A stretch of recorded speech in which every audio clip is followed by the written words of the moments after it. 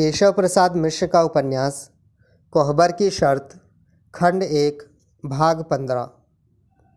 सवेरे के लगभग 10 बजे थे।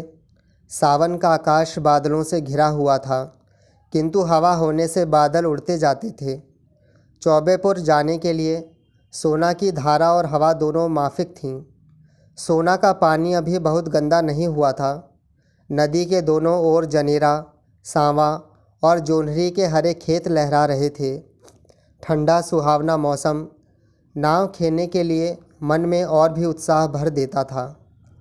चंदन और गुंजा दोनों एक दूसरे की ओर मुँह करके बैठे हुए थे। दोनों रह रहकर एक दूसरे को निहारने लगते। रंगरेज के हाथों रंगी हुई पीली साड़ी पर अबरख हवा से साड़ी के हिलने पर रह रहकर चमक जाता था। गुंजा की स्वस्थ भरी गोरी देह पर पियरी खिल रही थी। कलाइयों की भरी हुई चूड़ियाँ और चांदी के पछुए हाथ के तनिक हिल जाने पर बज उठते थे।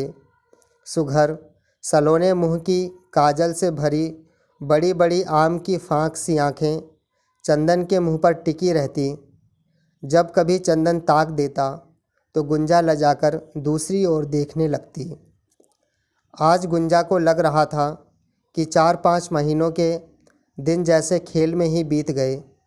नाव पर चढ़ने के बाद उसे लगा कि उसे बलिहार के बाहर भी आना है। भीतर भीतर गुंजा के मन में रह रहकर कुछ कचोट रहा था। लगता था बलिहार में कुछ छूट गया है। नाव दाएं किनारे से बढ़ रही थी। अहीर का बेटा दशरथ बेहद चतुर था। गुंजा से बोला, घर में तो चंदन से तुम इतना बतियाती थी गुंजा बबनी, यहाँ क्यों चुप्पी साध ली?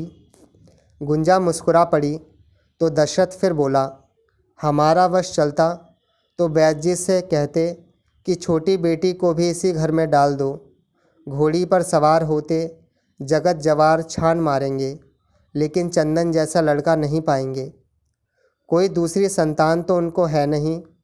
साध सोहिला से चंदन के साथ ब्याह कर छुट्टी पाते। बबनी का मन हो तो मैं वैद्य जी से और काका और ओमकार भैया से भी कह सकता हूँ। लेन देन में क्या रखा है? दान दहेज तो बहुत मिलता है, लेकिन बर कन्या की ऐसी जोड़ी नहीं मिलती। बोलो गुंजा बबनी, क्या कहती हो? दशरथ हंसने लगा। गुंजा कुछ लजाकर चंदन की ओर ताक मुँह तोप कर हंसने लगी तो चंदन बोला, तू अगुवाई और उपरोहिती दोनों करना। दशरथ चिढ़ गया, ए चंदन, अहीर का बेटा हूँ तो क्या हुआ? एक बार अगर तुम मुँह खोल दो तो ओमकार भैया से तुम्हारे सामने ना कह दिया तो कहना, असल का नहीं। अच्छा लग्गी मार, बहुत बढ़ चढ़कर ना बोल। थक गया हो तो ला लग्गी अब हमें दे। थका तो नहीं हूँ, लेकिन अगली फेंक पर दाब पड़ता है। गुंजा बबनी तुम्हारे पास बीच में आकर बैठ जावे तो नाव की चाल तेज हो जाए। दशरथ की बात पर चंदन ने घूमकर पीछे दशरथ की ओर ताका। उत्तर में दशरथ ने आंखों से ही चंदन से कुछ कहा। चंदन ने तो कुछ नहीं कहा, पर गुंजा अपने आप ही चंदन के बगल में आकर बैठ गई। कोरी रंगी हुई साड़ी की क्वारी गंध चंदन की देह मन में भरने लगी। चंदन ने बगल में बैठती हुई गुंजा को एक अजब भाव से निहारा। नाव के पाटे हुए चांचर की ओर पर बैठकर अपने और अगले फेंक के बीच की खाली जगह में चंदन और गुंजा दोनों ने पैर लटका लिए थे।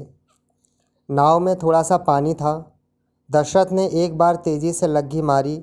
नाव की चाल बढ़ी और अगला फेंक पानी की सतह से कुछ ऊपर उठ गया तो उधर का सारा पानी ढरककर गुंजा और चंदन के पैरों को धो गया। गुंजा के रंगे हुए पैरों का लाल रंग पानी में छूटने लगा।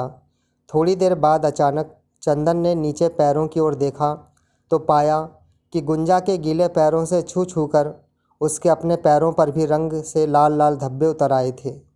चंदन अपने और गुंजा के लाल रंगे पैरों को वैसे ही निहारता रहा। गुंजा का ध्यान गया तो बोली, क्या देख रहे हो? नीचे पैरों को देखो। गुंजा ने देखा तो लाज से गड़ गई। चंदन गुंजा के भोले चेहरे को देखने लगा और गुंजा चंदन के पैरों पर लगे लाल धब्बों को निहारती गहरे लाल रंग से रंगी अपनी एड़ी चंदन के नाखूनों पर रगड़ने लगी। यह क्या? जब रंगा तो पूरी तरह रंग जाए। एक बार तो रंगना ही है, लजाते क्यों हो। चंदन अपना पैर निकाल नदी में लटकाकर धोने लगा तो नाव कुछ उल रही। दशरथ का ध्यान टूटा तो बोला, क्या है चंदन? कुछ नहीं, तुम लग्गी मारो। और चंदन ने अपने दोनों पैर थोड़ा सा ऊपर करके दशरथ को दिखा दिए। दशरथ मुस्कुराकर रह गया।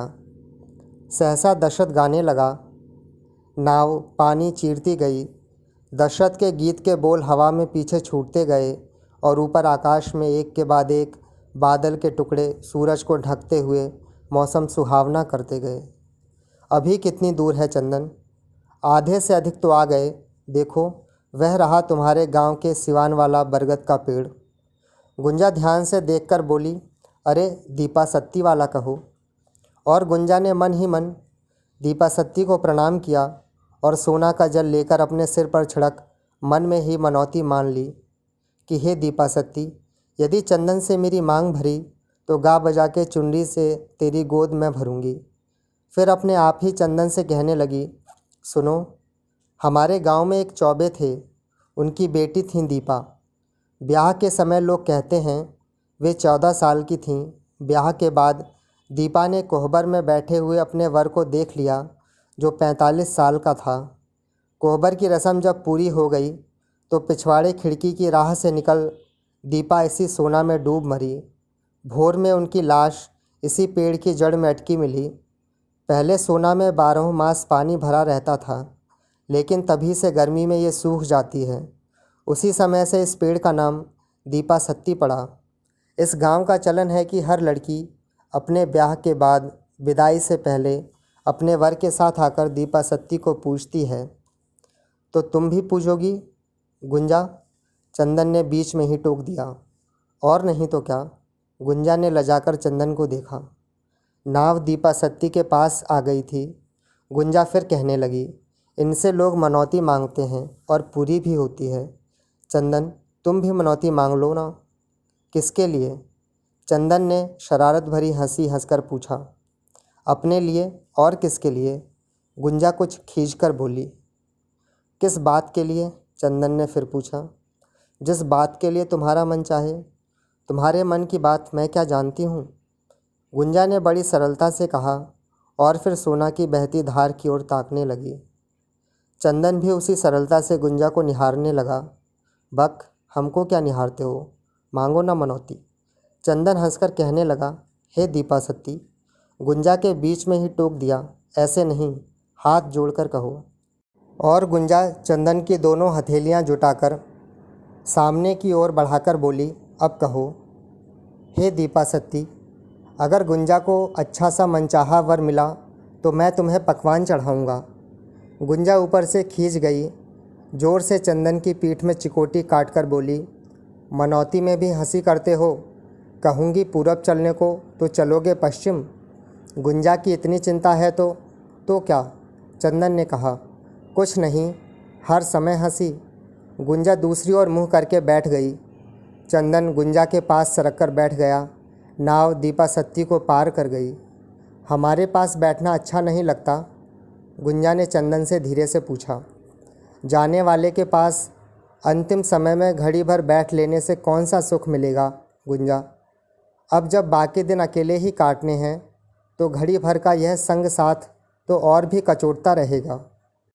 इतने दिनों के बीच गुंजा ने चंदन से इतना खुलकर कभी नहीं बोला था। गुंजा ने दूसरी ओर आंखें फेर ली।